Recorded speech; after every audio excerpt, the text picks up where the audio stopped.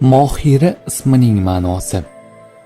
Ushbu Mohira ismi asosan qiz bolalarga qo'yiladi va bu ism arabcha bo'lib, quyidagi ma'nolarga ega: mahoratli, ustamon, puxta, pishiq, qo'li gul, epchil, chaqqon, ozoda va saranjom qiz.